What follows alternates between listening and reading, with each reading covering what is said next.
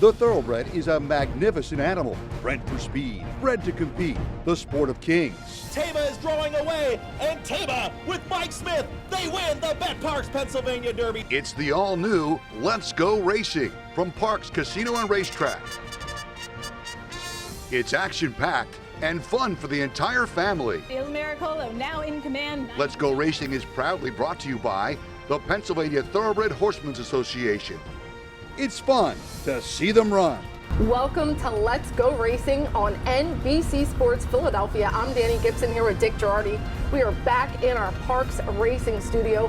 On today's show, we look at a competitive race of fillies and mares at Parx Racing, and a promising PA bred pulls away from the field while breaking his maiden. He has a talented full brother that you know, plus 2 Kentucky Derby prep races at the fairgrounds in Turfway Park.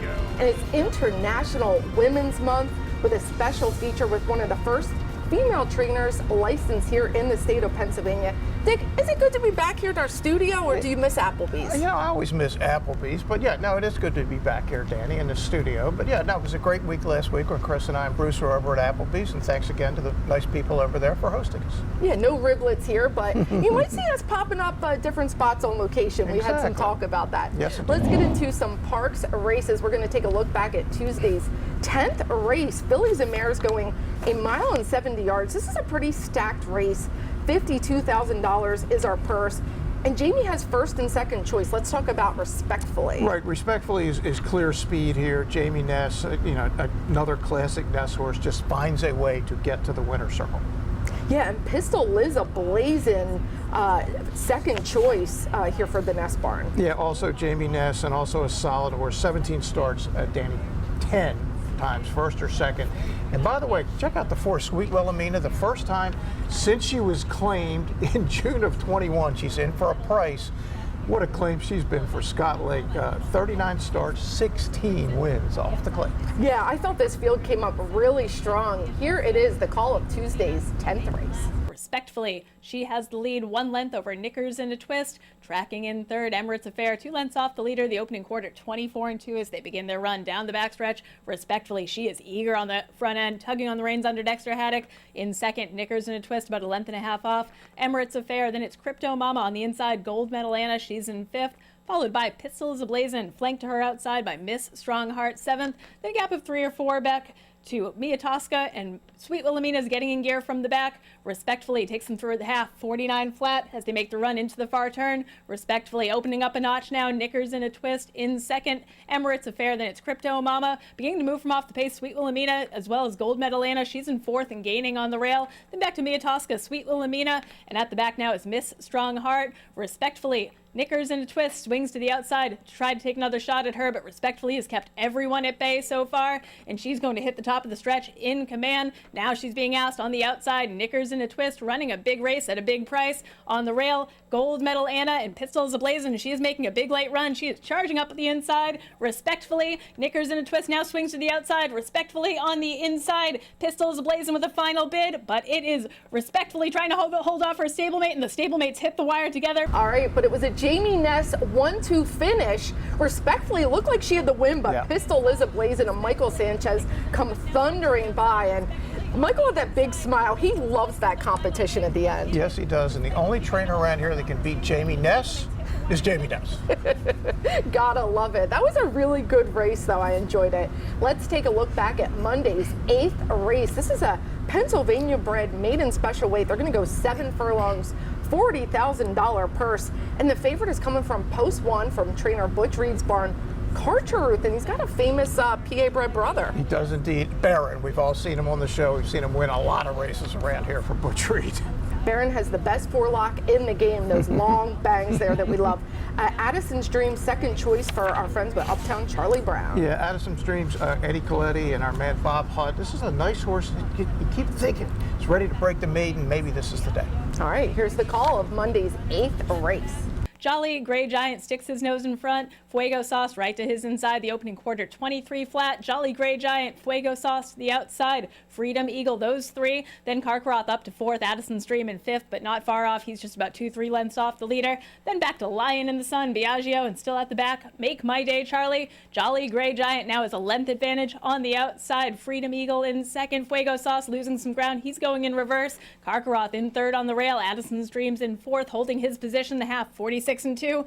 They go through the far turn. Jolly Gray Giant, Carcaroth sneaks up the rail. He comes up to confront Jolly Gray Giant, and he has some momentum. He gets the rein shaken at him. He hits the top of the stretch confidently. Jolly Gray Giant running very greenly but very gamely in second, but Carcaroth, he has his number. Carcharuth with a pretty impressive win there. It looked like the light bulb went on, drew off by 8 1/4 lengths, and this gelding has a bright future. What do you think? Yeah, sometimes, Danny, it just takes a little while. 6 lifetime start. Each one was a little better than the previous one, and this was the payoff. And judging by this ain't the last time this horse is winning. I was very impressed. Me too. And his brother's back, Baron. He's back in the barn from winter break.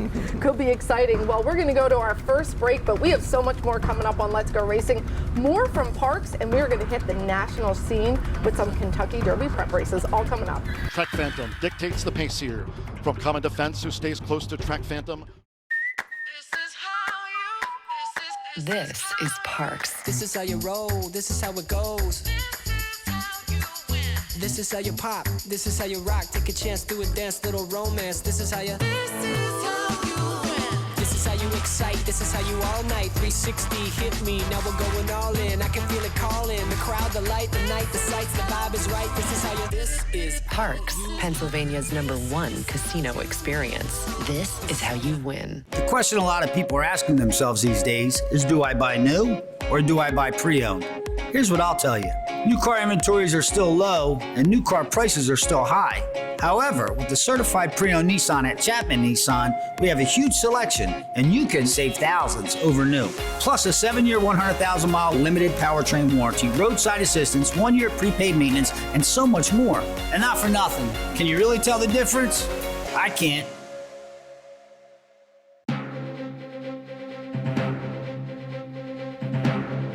Welcome back to Let's Go Racing. We have more great racing from Parx. Here's Monday's 9th race. It was an allowance optional claiming.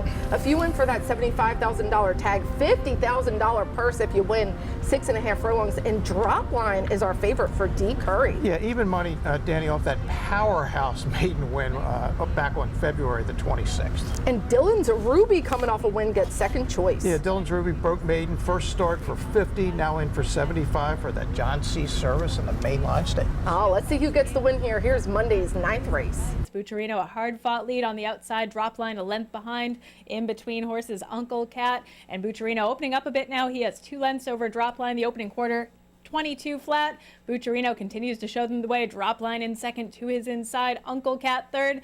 That's a gap of 5 or so back to Jody's Ruby, followed by Baliamore. He's in fifth. His right's not the back, Segal.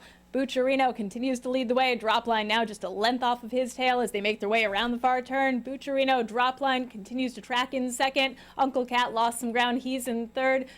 Dylan's Ruby, he's in fourth. He was outside. Baliamore beginning to gain the half, 45-2. Bucciarino's laying down some fractions here. He hits the top of the stretch in command. A sharp opening half here, and Bucciarino says, come and catch me. And it was Bucciarino, rolls off the tongue for the win there, but he really drew off nicely at 6 1/4 lengths. Look, this is a really nicely put together colt. He's really strong and powerful. He looks like he ran. I am excited about him. Yeah, it's good to see Freddie Velasquez with a good one. He's got one. We want to give a big shout out and happy birthday to Troy Maddie. Celebrated his 24th birthday in the winner's circle with a great group of friends. Well, let's get down to Laurel Park. 3-year-old fillies running in the $100,000 Beyond the Wire Stakes. This is that 1-turn mile. We have 2 Parx horses in here, but they're not the favorite. They're not. Determined Driver, who is really impressive, winning the wide country, running second in the wide country for Phil Schoenthal, is a big favorite here. The big money came in late.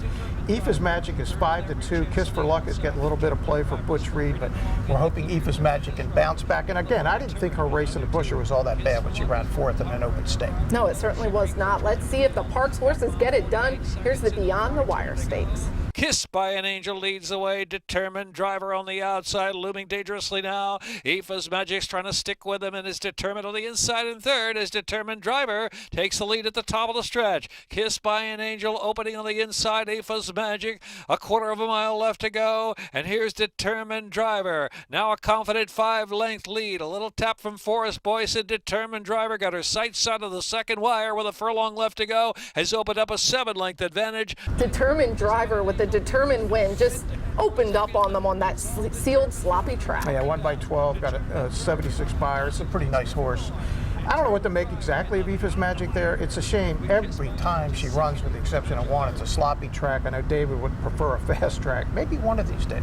Well, let's get him a meteorologist. Our very own Bruce Casella caught up with the trainer of Aoife's Magic, Dave DiTolo. You're going to have to hire a weather person, I think, before Aoife's Magic starts the race. I think so, because every time she's in, there seems to be a massive storm coming up. And it just, she can handle it, but she doesn't like it. She really doesn't like that surface. She wants a fast racetrack.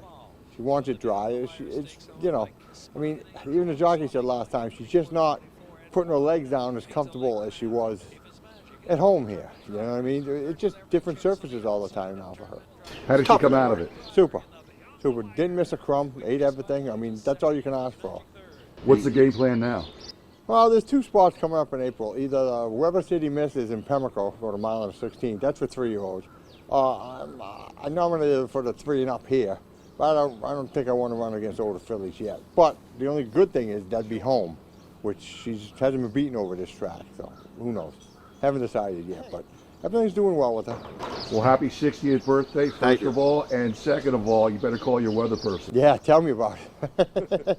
And a big happy birthday to Dave DiTolo. He hit a big milestone, the big 6-0. Hopefully a big win is in his future with his girl, Aoife. I'm sure hoping so. Look, there's spots where she can win. Dave will find the right one. Well, let's get on the Kentucky Derby Trail. We're going to head down to the fairgrounds. It's the Grade 2 Louisiana Derby, 1 mile and 3/16. This is a lot of money on the line. $1 million for 3-year-olds, of course, Kentucky Derby points.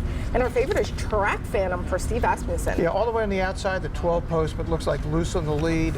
Ran most recently in the Risen Star and a really good second behind Sierra Leone, who is the Derby favorite at the moment. Well, let's talk about Brad Cox. He is second choice, Catching Freedom, Flavian Pratt. This is a team up I think we're going to be talking about quite a bit. Yes, indeed. First time Pratt is on this horse, coming in from the West Coast, and by constitution, pretty much of a dead closer. Here's the call of the Louisiana Derby. Half mile in 48.33 seconds. 3/4 for Track Phantom, 1 minute 12.54 seconds. It's Track Phantom who leads coming toward the quarter pole. But Common Defense has been right there with the front runner.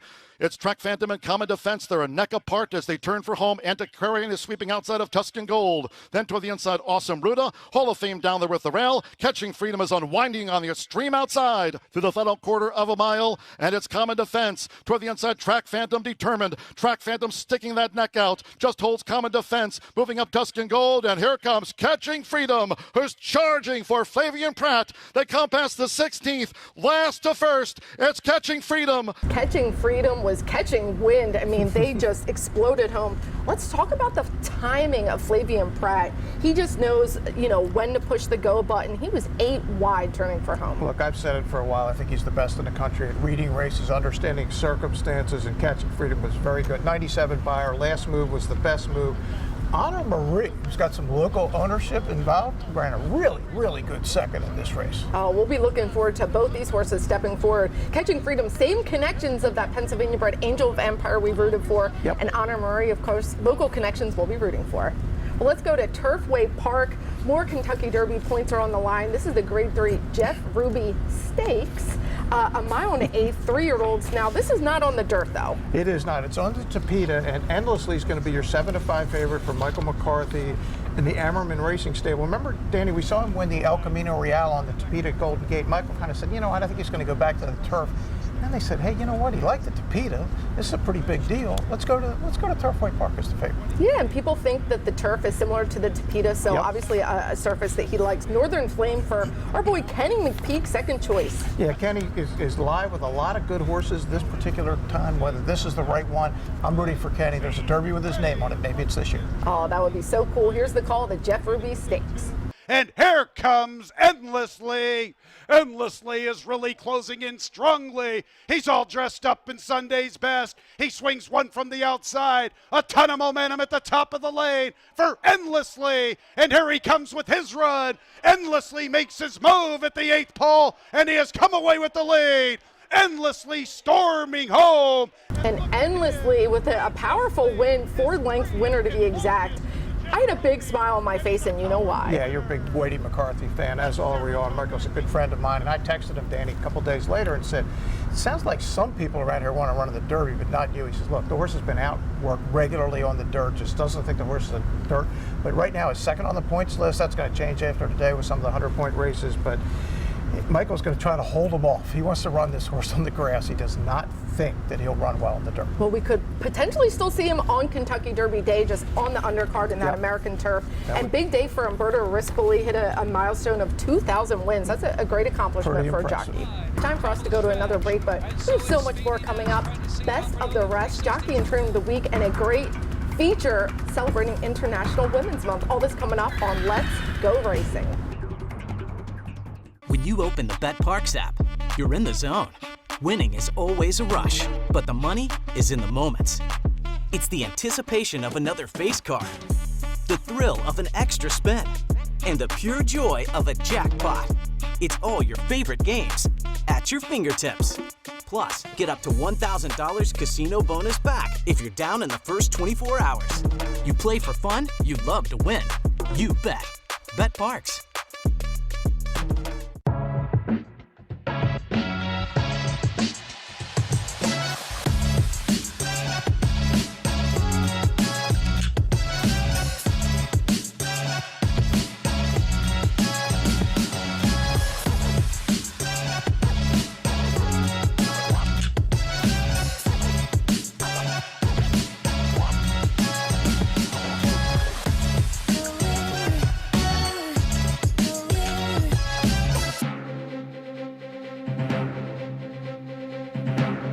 Welcome back to Let's Go Racing. It is International Women's Month, and we see the impact of women every day here at Parx Racing. Who better than Suzanne Jenkins, the first licensed female trainer in the state of Pennsylvania? Here's Suzanne in her own words. Got my trainer's license, I think it was 1970. I was 71, and of course my first owner was my father, who at the time had been in racing quite a number of years before Pennsylvania really started racing. You know, I don't think Suzanne Jenkins knows this, but she has been my idol. She became a trainer early 70s, the first woman to become a trainer in Pennsylvania. That impact is amazing. I got my first pony when I was 4 years old, then graduated to, I had a thoroughbred that I liked very much. His name was Long John Silver, that didn't make it on the racetrack, but I used to fox hunt with him. It's always been a passion. I used to sit and watch the mares and foals, and been very fortunate to be on such a nice farm and be raised around such beautiful animals. So I grew up around Parx racetrack. I actually started at Philadelphia Park. I was 4 when my mom started getting here. My mom got me into this industry. She was a groom. So then I started growing up into the business, learning how to clean tack, and then walking, and then eventually grooming. And as I got older, I realized, you know, this is what I want to do. This is my passion. It really was like a dream come true. My first horse that I got was a horse by the name of Young Ironside that unfortunately probably couldn't outrun me, but I didn't think so at the time. I thought it was just the greatest thing in the world. The racing forum called to do an interview, and I was so nervous I had to call him back, and I ran in to talk to Kate to get some guidance on how to do this interview. And she said, just answer their questions. Just talk about your horse the way you do with me, because it's easy to talk about her. I was young and talking to my employer that I wanted to be great in horse racing. And I told her that I was going to be on the cover of the Blood Horse or the Racing Form one day. So after they called to do the interview with the Racing Form, I called her to let her know. They're going to do an article. And I found a book that my employer had given me. And on the inside, she said, someday you will be on the cover of a book like this. And it was Women in Racing. And maybe, I'm not on a book, but I was in a magazine. And I just love it. To actually finally win, it was with one of my father's horses that he bred. was very rewarding, to say the least, and he was there that day. I think it's wonderful. Unfortunately, I feel embarrassed because I don't know the names because there are so many now, and that's great. That's what we're looking forward to. Kathy DeMasi certainly is a wonderful person to have in racing. You have to believe in yourself. It is difficult. It's a lot of hard work. The best piece of advice I can give is don't give up. Horses are horses. When you least expect it, they'll throw in a bad race. And that doesn't mean that they can't do it or that it can't be worked on. Enjoy the moment. When you have a win, it's very rewarding because you just feel like all the work that you put into it, it's a success. And you feel good about it. You feel good for the horse and you feel good for the people that are working for you. I've had a lot of luck with wonderful help. You know, women are leading in horse racing now, and it's great. And it's great to be in this barn with Kate DeMasi and Pam, her assistant. It's just it's girl power. What can I say? Girl power. I feel privileged that I've been able to do it. I really do. That I've been afforded the opportunity, physically and mentally, to continue to do what is my whole life. Thank you for my life. I really appreciate the fact that I'm here. I've been very lucky. Thanks, Suzanne, and congratulations to all your success in the racing industry. A lot of great women to look up to here at Parx Racing. No doubt. Well, we have another Turning for Home family photo to share with you. This is Deal Driven, and he was a barn favorite with trainer Bobby Moscow and his owners Troy Johnson and Charlie Lowe. They love this horse, and he was very competitive here. He retired with 16 wins. Now he spends time with his adopter McKenna, living his best life. Gotta love that.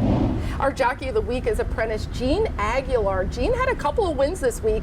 He's got up to 14 total. We'll see what he gets, and he's going to start losing that weight soon. Yeah, looking forward to seeing him in the winter, sir. Yeah, and congratulations to our trainer of the week, Ernesto Padilla Preciado. He's had a couple of wins. He's doing really good in the standings. And what's so cool about when Cheeto wins, that's what we call Ernesto, his son loves to be a part of it. He's also named Ernesto, and he's no doubt going to be a trainer one day. Can't wait to see. Well, let's get to best of the rest. We're going to start with Tuesday's 8th. This is the PTHA Trophy Race, and look out for big bombs. Yeah, unadulterated is your favorite. 9 to 10 is on the rail, the 5-horse. But as Danny has said, you're looking for bombs away here. How about a 71-1 shot? Seriously, Danny? What's going on here? Is this horse actually going to win? What? She does, and I caught up with the winning jockey, Julio Carrera, that tells me how this happened. You just brought a big long shot in, Helen Ortiz. Now, you've been aboard her before, but take us through that last part. You had horses on the inside, the outside. She really showed a lot of grit. Yes, the first time I ride her, they put in blinkers, trying to her getting more focused in the race, but she didn't like it, and she running a tough group. Today, she got a better spot, and take her off the blinker. She responded really well. Well, keep that in mind, Dick. Anytime you see blinkers coming off in a drop-in class, you could maybe get 71-1 odds. Can I have that more often?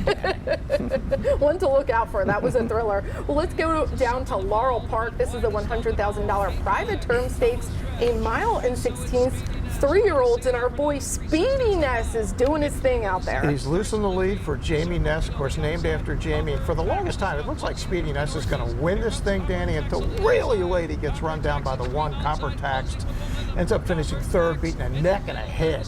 But a really impressive start for Speedy Ness. Oh, it really was, and a cool horse. And it's time for Eye on Racing. It is a huge day in horse racing. Let's start with what's going on at Gulfstream Park. Yeah, for sure. And 3 horses to keep an eye on: Frankie's Empire, Hades, and Fierceness. Fierceness, a 2-year-old champ, not good at all in the Holy Bull. Todd Pletcher says he'll be back. We shall see.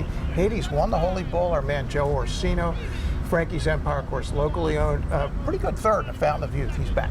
Major points online in this Florida Derby, $1 million on the line. Let's head out to Oaklawn Park. They have the $1.5 million Grade 1 Arkansas Derby. What are you thinking? Timberlake and Muth. Muth, the $2 million 2-year-old for Bob Baffert. Really impressive horse. Won the San Vicente course, not eligible for the Kentucky Derby. Timberlake won the Rebel, won the Champagne. I think he's a major player. Brad Cox, Flavien Prat. Brad might have to make a choice here shortly about which Cox horse to run at the Derby. Well, if that's not enough to get your betting apps going, we have international racing as well. It's Dubai World Cup Day.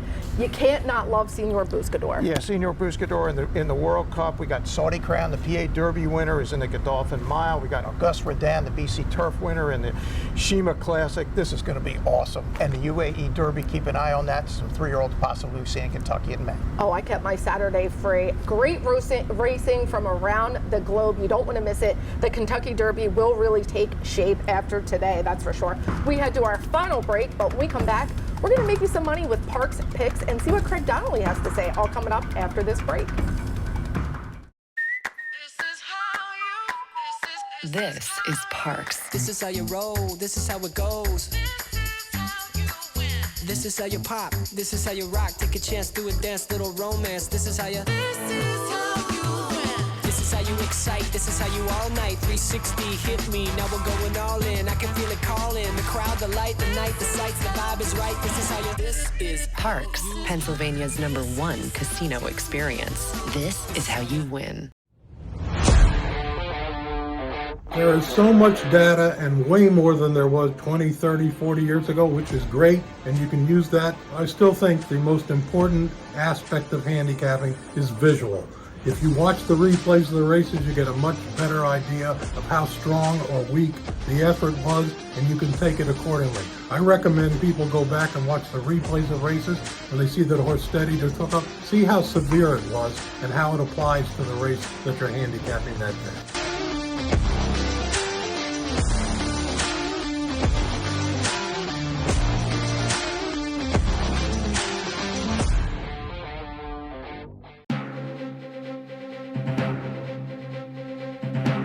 Welcome back, everybody, to Let's Go Racing on NBC Sports Philadelphia. Parx picks, we're taking a look at Monday's 9th.